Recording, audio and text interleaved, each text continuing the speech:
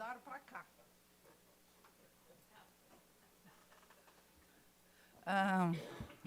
Agora sim, né?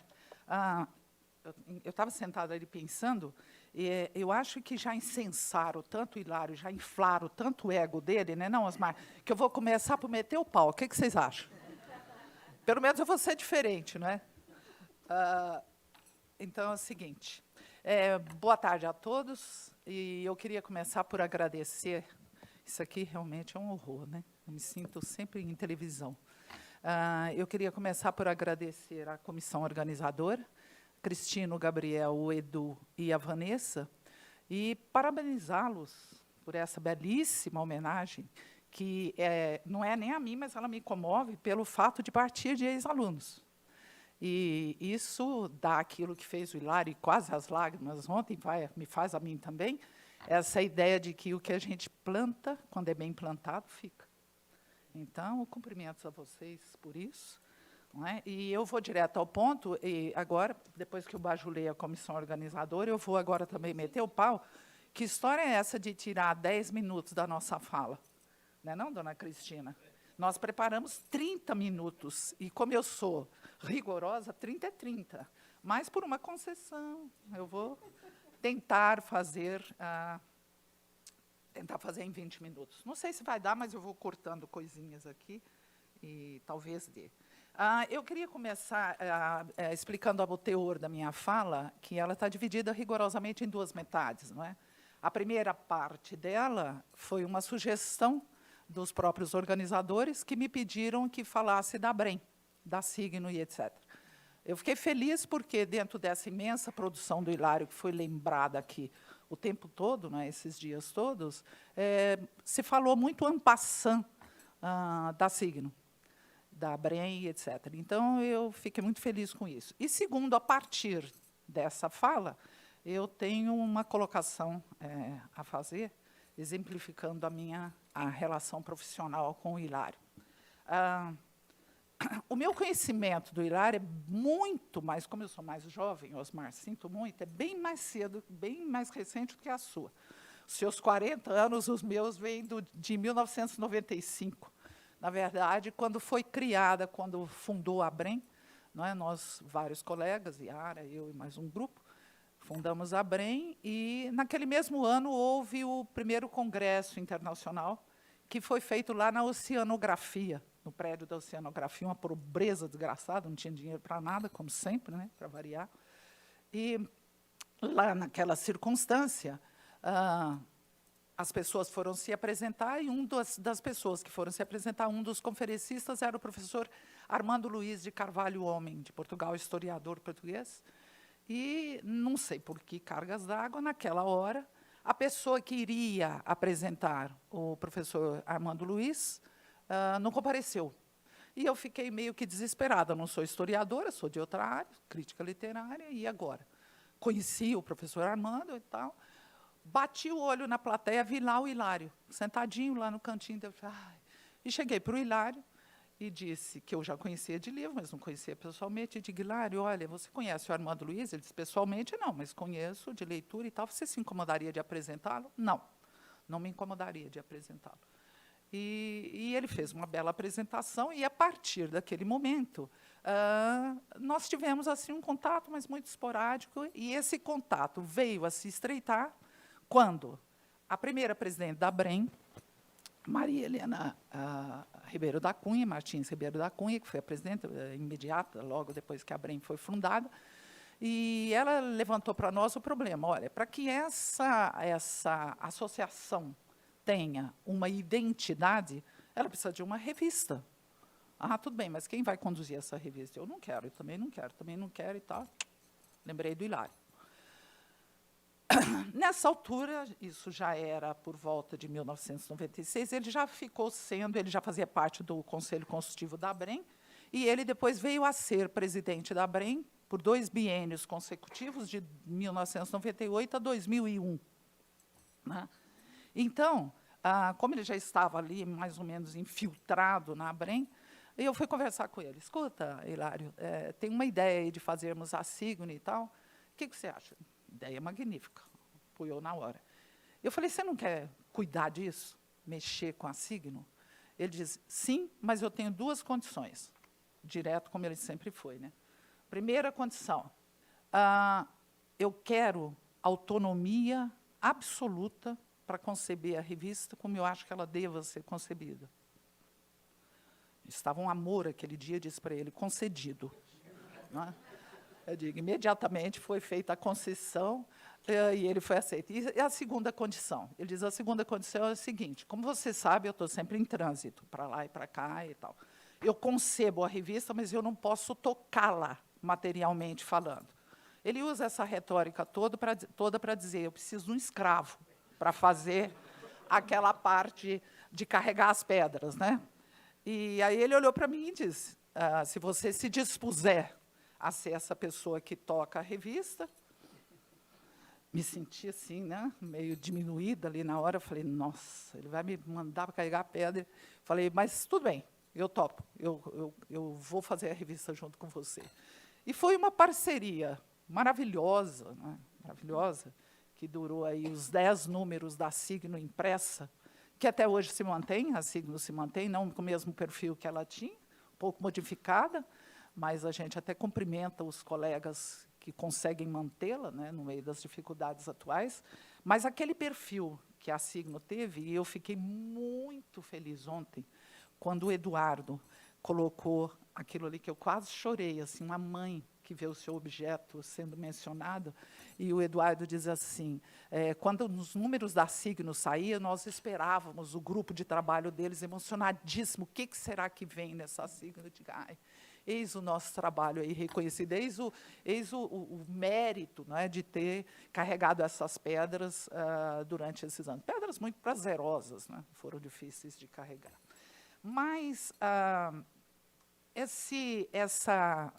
essa concepção da Signo me pôs em contato com esse Hilário, que eu não vou me estender mais acerca desse perfil rigoroso dele, porque todo mundo já tem dito isso aqui o tempo inteiro, e eu já sabia, porque já conhecia as obras dele, mas foi muito bom verificar isso na prática, no dia a dia.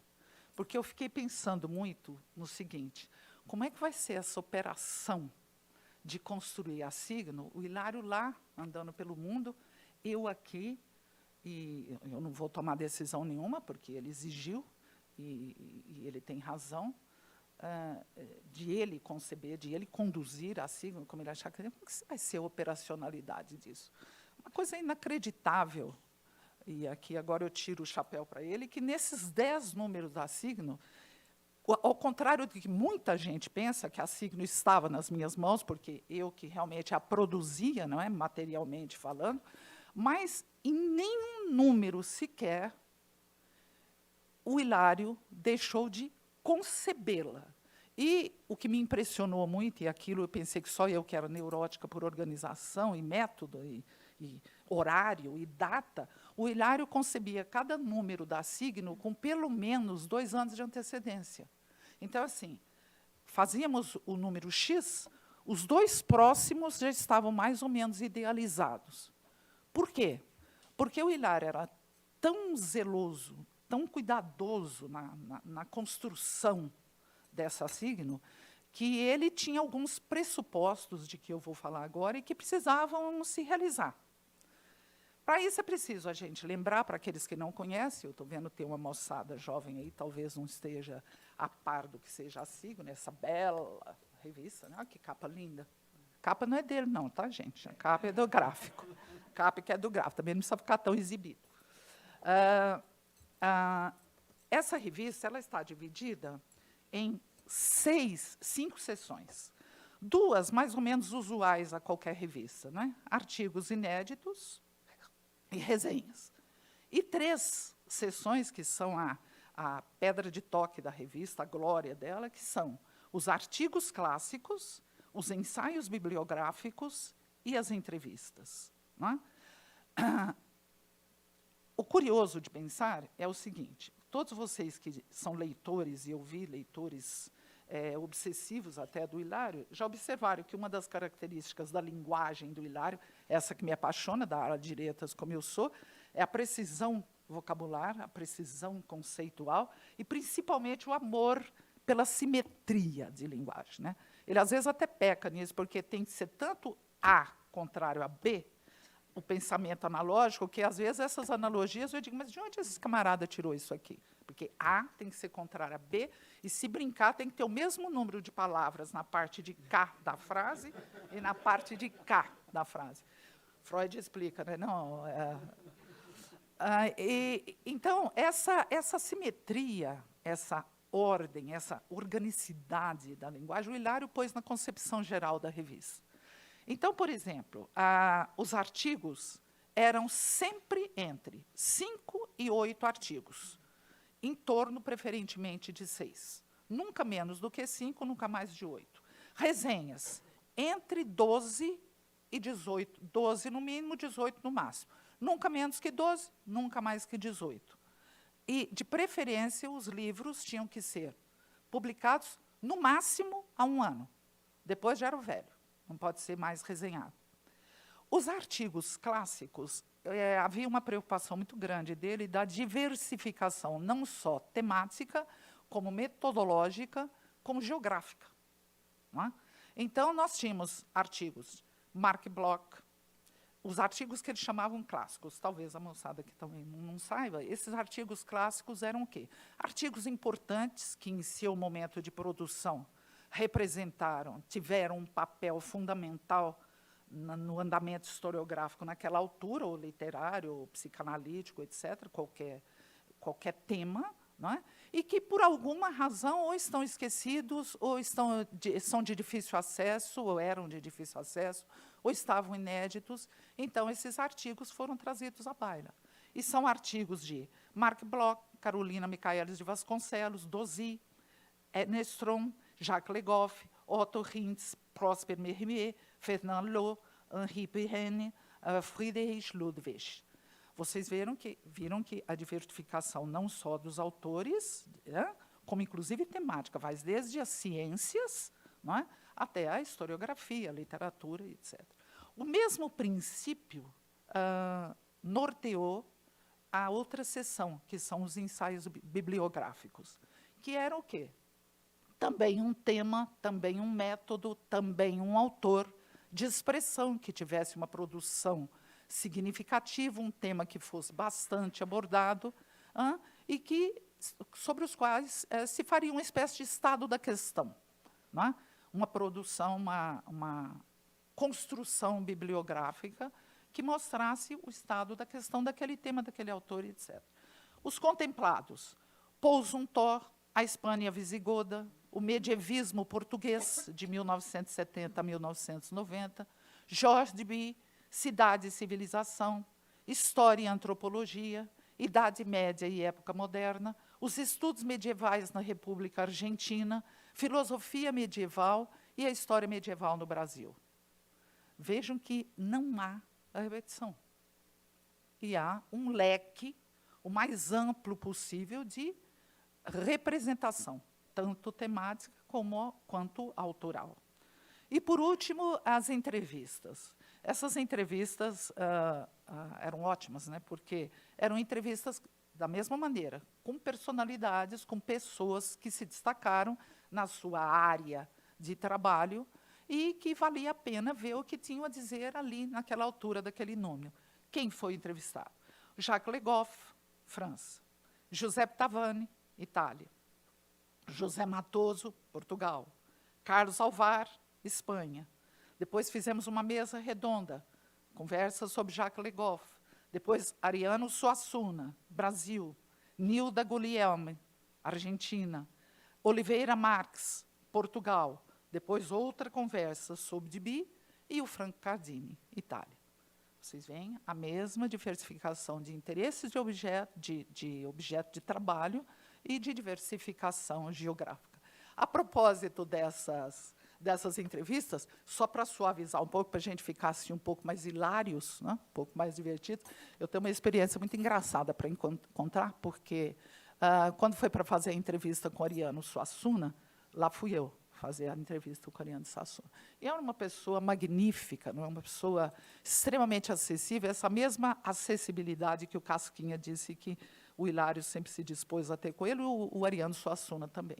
E eu lá telefonei para o assistente do Ariano Suassuna e disse para ele, aqui vinha, não me apresentei, só apresentei a revista, eu digo, olha, é uma entrevista feita pela Brem, visando a parte que tem alguma significação, algum elo com a idade média do Ariano Suassuna, e eu gostaria de saber se ele poderia nos conceder essa entrevista. Eu falei, vou consultar e tal, vou dar um retorno, eu digo, será que vai dar mesmo? E deu o retorno, e ele diz, olha, o professor, ele chamava de professor, né? O professor Suassuna terá muito prazer em receber a senhora, só que vai ter que ser um pouquinho mais para frente, porque agora ele não está aqui, ele está na fazenda dele, no interior de Pernambuco. Eu tenho paixão por fazenda, por bicho, por mato e etc. E já conhecia de trabalhos do Ariano Suassuna, de biografias dele, fotos da fazenda dele maravilhosa. Fazenda no interior de Pernambuco, onde ele fazia criação de cabras. E era uma fazenda que era herança de família, herdada há muito tempo. E ele aprimorou essa fazenda, uma casa do século XIX. Eu digo, meu Deus. Aí eu digo, então, o doutor Suassuna está na fazenda, sim. Aí o rapaz falou, então, ele disse que quando ele voltar para o Recife, não terá o menor problema para receber a senhora. Eu falei, olha, eu não tenho o menor problema em ir até a fazenda do doutor Suassuna. Nenhum problema. Eu me desloco para lá com a maior facilidade. Voz do outro lado do telefone. Minha senhora, a senhora não está entendendo. O doutor Suassuna vai para a fazenda para descansar e ele só recebe lá alguns eleitos. Conclusão, onde foi feita a entrevista? Em Recife, comendo bolo de fubá, que ele me serviu, mas, infelizmente, no Recife, e não na belíssima fazenda que eu sei que ele tinha e que hoje é herança de família. Essa é a Signo. Como vocês viram, é uma revista muito bem concebida na sua distribuição, na sua montagem, e muito bem tocada pelo Hilário, né? Eu faço questão de dizer aqui que, se a operacionalidade da revista foi possível, eu sei, graças a mim, não tem nada a ver com a beleza que é o conteúdo dela. Isso se deve rigorosamente à concepção dele. E no ensejo, no tempo que nós convivemos e que os nossos laços profissionais foram se estreitando durante a elaboração dessa revista, eu fui podendo comprovar aquilo que vocês já disseram tanto o tempo todo aqui, e que só se confirmou, esse bendito desrigor do Hilário, né? E eu adorava conversar com ele, era extremamente prazerosa a discussão de cada número da revista, porque cada escolhido, não é? E ele estabeleceu o número 10, porque ele dizia um número redondo, mesmo porque depois a massa crítica fica difícil para não se repetir, não é? E ele, claro, tem um outro lado, um lado negro dessa história, porque ele vinha, lia a revista, porque todos os originais passavam rigorosamente pelas mãos dele, e ele, com aquilo que alguém falou aqui ontem, que ele não está nem aí se ele ofende ou não alguém, ele diz, isso aqui não serve, é lixo, está horroroso, não vai ser publicado. Mas, Hilário, quem está escrevendo é fulano, não me interessa. Isso foi me dando do Hilário uma imagem maravilhosa, não é? Que eu prezo, é verdade, eu prezo muito isso, separar as coisas. Separar as coisas. Uma coisa é rigor científico, uma coisa é critério de escolha de texto. Outra coisa é o amigo, meu irmão, meu camarada. Escreveu uma droga, não entra na revista. Vai ficar ofendido? Sinto muito. Se ficou ofendido, não era amigo, porque amigo não é gente que se ofende por tão pouco, não é? Amigo é alguma coisa que se guarda no coração, né, Osmar? E eu fiquei muito admirada com isso, e essas conversas com o Hilário, sempre na produção de cada um desses números da revista, foram sendo muito prazerosas, e os laços foram ali se estreitando, e cada tema que nós colocávamos, eu ia vendo a enorme afinidade, não só na nossa maneira de conceber uma porção de coisa que diz respeito ao nosso métier de trabalho, como a enorme afinidade que existe entre história e literatura, inclusive métodos.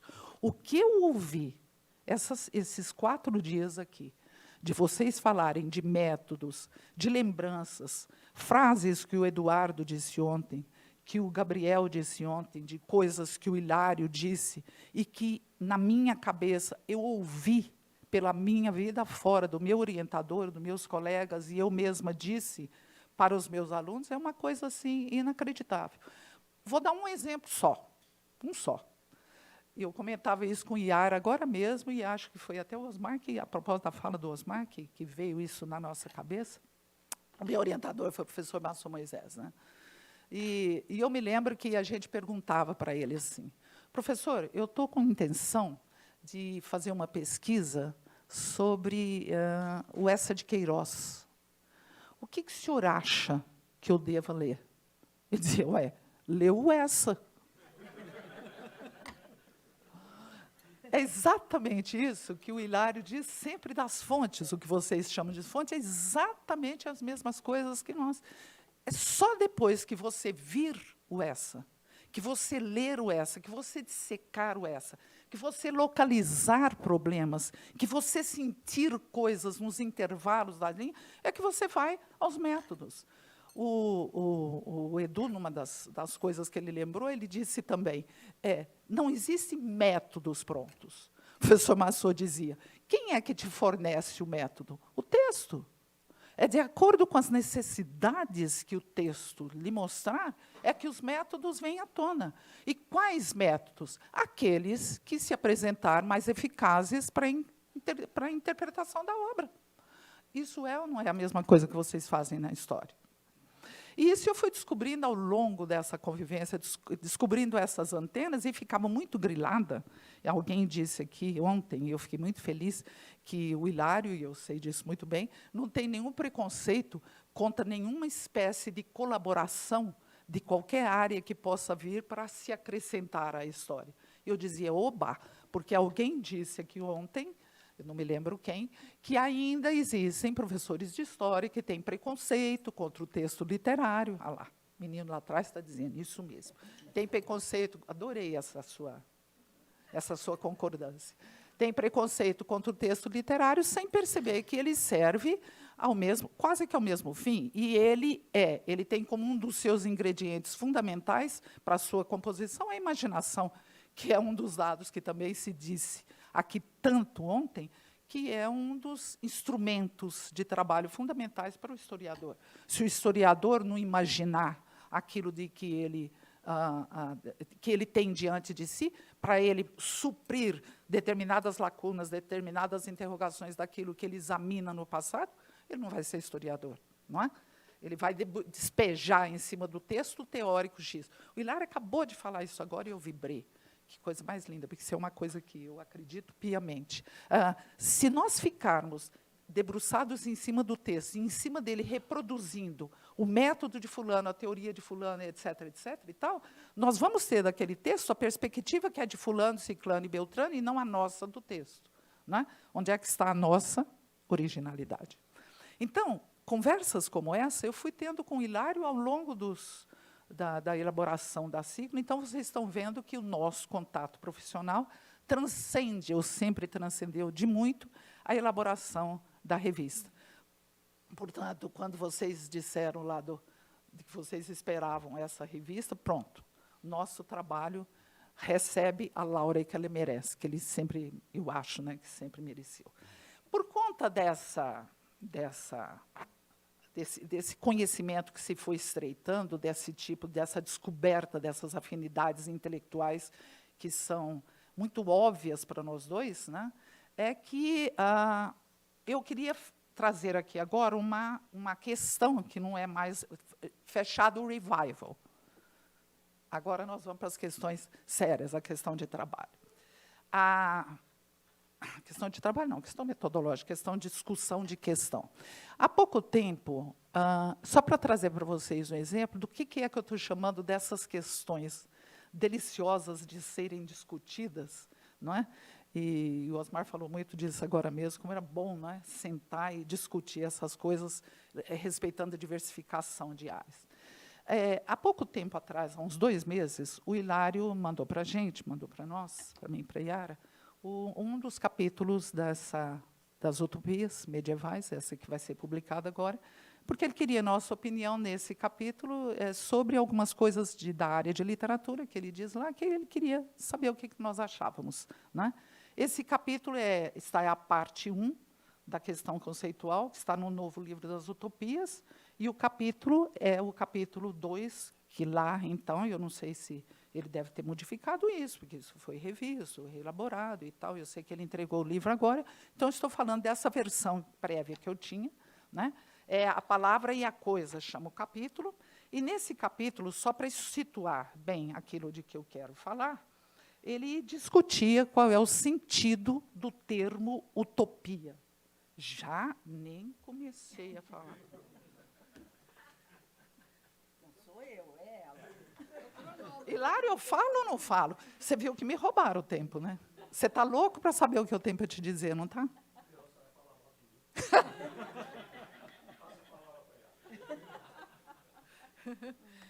Poxa. São 3 coisinhas. Rapidinho. Então, eu só vou... Coisa horrorosa. Nada disso. O Flávio ontem falou 1h30. Foi ele que estragou tudo, não foi? E você também. Vem, não. Tá, eu vou tomar esses 10 minutos, depois mais 5, porque eu tenho que homenagear o sujeito, né? Depois ele não me perdoa. Mas, enfim, esse tal capítulo, rapidinho, e agora sem brincadeira, que evidentemente que eu não quero atravessar o tempo, ele parte de um princípio de que várias pessoas que estudaram utopia, aquele tema de que, como o termo utopia foi cunhado no século XVI, se existiria ou não utopia medieval. Esse é o teor, é o sentido do capítulo, né? E ele, como sempre, o seu amor às simetrias, ele levanta 3 propostas para entender essa coisa. As 3 propostas são: A, o nome novo designa coisa nova. Ele vai discutir isso. B, a coisa nova inaugura novo gênero literário. C, as novidades lexicais e literárias sinalizam uma nova era. O termo, essas 3 propostas, a que me interessa é a B. A coisa nova inaugura um novo gênero literário. E aqui eu tinha elencado 3 coisas que ele fala sobre o gênero literário e que mereciam essa discussão boa que a gente tem de opiniões que são diferentes, não é? Talvez igualmente listas, até mais diferentes. Nesse caso aqui, eu acho que não. Inclusive, ele desanca aqui, lá numa certa altura da página, o professor Massot, meu orientador, tão horroroso, ele que manda eu ler uma desancada que ele dá no meu orientador. Né? E eu dei razão a ele. O pior é isso, que eu dei razão a ele, que eu vou dizer aqui rapidinho por quê. A primeira afirmação que ele faz lá, isso aqui passando muito por alto, mas é só para ele anotar e rever isso. Quando ele fala de uma duplicidade de linguagem que foi apontada na carta em que o More escreve a Maquiavel, e ele fala do jogo literário, palavras do Hilário. Entender, aspas, porque o Hilário fala, entender ao pé da letra o jogo dos humanistas, ou seja, esse jogo literário, dessa ambiguidade da linguagem, do livro, seria aceitar a autonomia da obra literária, seria retirar suas ancoragens históricas, o que, evidentemente, esvaziaria a utopia e qualquer tipo de produção intelectual de toda significação. Óbvio, não tem produção literária que pode ser desancorada da história, ponto pacífico. Mas por que o jogo literário desancoraria alguma coisa da história? Eu acho que não. Por exemplo, quer jogo literário mais explícito do que são as cantigas de escárnio e maldizer? As cantigas de escárnio e maldizer são o jogo dos trovadores entre si, nada mais ancorado, inclusive de forma muito crítica na história do seu tempo, e antes e depois, inclusive. A expressão, inclusive, a equivocatio, nada mais é do que esse jogo de ambiguidades, de que os trovadores fizeram uso e reuso. Esse é o primeiro ponto. O segundo ponto, esse aqui é que ele desanca o Massot, e ele fala diz respeito à universalidade e à intemporalidade das formas. falando especificamente da obra do Massot. Eu digo por que eu cito a obra do Massot, porque, evidentemente, ele não fala só do Massot. Ele faz aquele leque usual e costumeiro, mas ele toma de ponto de partida uma coisa que eu acho que ele tem toda a razão, e o erro é do professor Massot na maneira de formular. O Hilário diz o seguinte: a funcionalidade dos gêneros, formas, espécies seria exequível porque acusaria, aspas, que palavras do Massot, um vínculo íntimo entre a realidade concreta e os gêneros. Isso é o Massot que diz. E o Hilário desanca essa afirmação. O que se parece afirmar é que, estando tudo contido neles, os gêneros, basta consultar esse verdadeiro catálogo do mundo para realizar uma obra literária. Horroroso, não é isso que ele disse. Pior é que, na verdade, eu fui ler com Yara agora a criação literária do professor Massot, porque há 20 dias atrás nós fizemos uma jornada em homenagem ao professor, e eu reli a criação literária de fora a fora. E o professor Massot realmente é muito dogmático nas suas afirmações. E o erro dele, sabe qual foi? Aquela erudição de que vocês ouviram falar tanto aqui nesses dias, essa erudição do sujeito que lê tudo com paixão acerca do tema de que ele vai tratar, era uma das características básicas do professor Massot, extremamente erudito. Ele leu tudo que se possa conceber ao seu tempo e para trás, de gêneros, de obras literárias, inglesas, francesas, alemãs, para poder tecer as suas considerações. Ele foi infeliz numa coisa. Quando ele faz as infinitas revisões, vocês imaginam que a primeira versão da criação literária é de 1967. A edição que eu compulsei é de 2012. Vocês imaginam quantos anos esse homem ficou revisando, refazendo, revendo, relendo e acrescentando. O erro, sabe qual foi? Acrescentar, cortar e adicionar ao invés de refazer. Conclusão. Criou mesmo uma série de contradições, afirmações que são feitas aqui, que parecem negadas ali. Mas o que eu queria deixar como sugestão é o seguinte: ele monta um esquema. Se você puder só colocar o esquema na lousa, eu trouxe só um exemplo do esquema, que é um esquema, por exemplo, da novela. Esse tipo de esquema, o professor Massot faz por conta, novela e o romance. Só para vocês verem o quanto que esse esquema, que aqui está, foi um esquema da estrutura básica, para usar a palavra, essa palavra é dele, a estrutura básica do que seria conto, o que seria novela. Vejam que ele faz, isso aqui é da primeira edição. Ele usava um esquema em que as células dramáticas, a forma de organização de uma narrativa, era geometricamente concebida. E depois ele muda para um modelo, vejam ali, em que esse modelo é o que ele chama de célula, é o modelo que ele diz ameboide, exatamente por ser flexível e admitir mudanças. Embora o professor Massot tenha dado mesmo margem, eu concordo com o Hilário, a que se pense que isso é um esquema rígido ao qual o escritor tem que se adequar, ou ele não fará um conto, uma novela e um romance, a ideia não é essa, a dele não é essa. Isso está disseminado pela criação literária fora, ele não conseguiu provar com a eficácia que dá, mas eu acho que esse esquema é tão eficaz quanto qualquer outro esquema que pretende ser tipológico, que pretende ser taxonômico, que pretende ser classificatório. Não é? Porque ele é ponto de partida, não é ponto de chegada.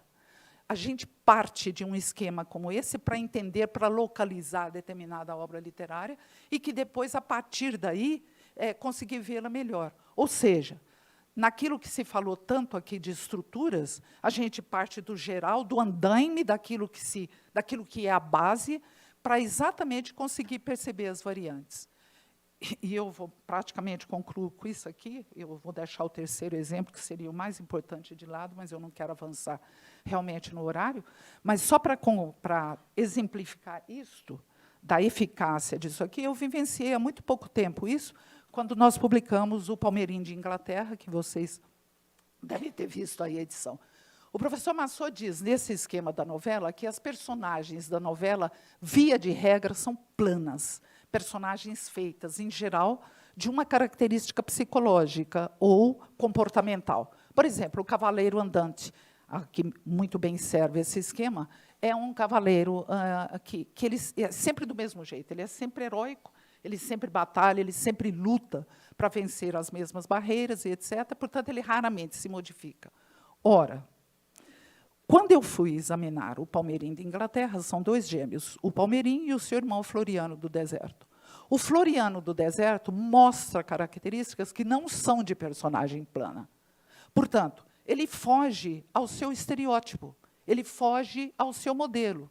Está aí uma daquelas tais variantes que fogem da estrutura e que, portanto, mostram uma abertura de caminho.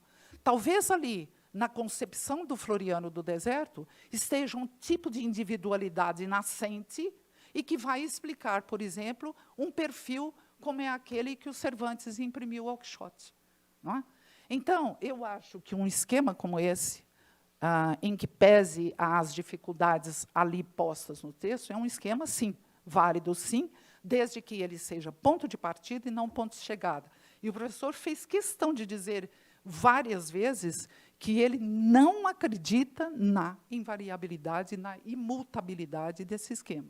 Daí a tal da forma da Berba, suficientemente flexível, e ele mostra isso muito bem quando ele fala do romance a partir de Proust, não é? Que o romance a partir de Proust não é um romance que se compara a romance romântico. Bom, eu vou deixar o terceiro exemplo obedientemente de lado e vou partir para minhas considerações. Considerações finais, não, porque agora chegou mesmo a hora da homenagem. Da homenagem ao homenageado de hoje. Né? Eu fiquei pensando aqui qual seria a melhor maneira de eu saudar o Hilário, e eu fiquei pensando que, como nós estamos aqui em clima de utopias, estamos em clima de mitos, portanto, tratando do quê? Das realidades profundas, psicológicas, das forças transcendentais, das forças cósmicas da natureza, nada melhor para representá-la do que... atrapalhou um pouco. Nada melhor para representá-la do que... desculpe, me interrompi porque um aluno levantou uma placa ali, me atrapalhou um pouquinho. Nada melhor para representar isso do que a poesia. A poesia é a linguagem por excelência desse diálogo com essas forças cósmicas, principalmente quando ela é feita por uma figura muito exponencial, talvez a maior figura poética do século XX, que é o Fernando Pessoa. Então, eu pediria licença aqui para dizer, muito rapidamente, e fica sendo aqui a minha saudação ao Hilário, é um trechozinho de uma das odes, grandiosa, solene, como é toda a ode, e do Fernando Pessoa, e a ode se chama Ode à Noite. Se puderem, leiam, porque é imperdível. E ele diz o seguinte, o Fernando, né, o nosso Fernando português, ele diz o seguinte: vem, ó noite, antiquíssima e idêntica, noite rainha, nascida, destronada. Vem com teu vestido azul, franjado de infinito. Vem e beija-me na fronte. Mas beija-me tão silenciosamente na fronte que eu não sinta o beijo, senão por uma diferença na alma.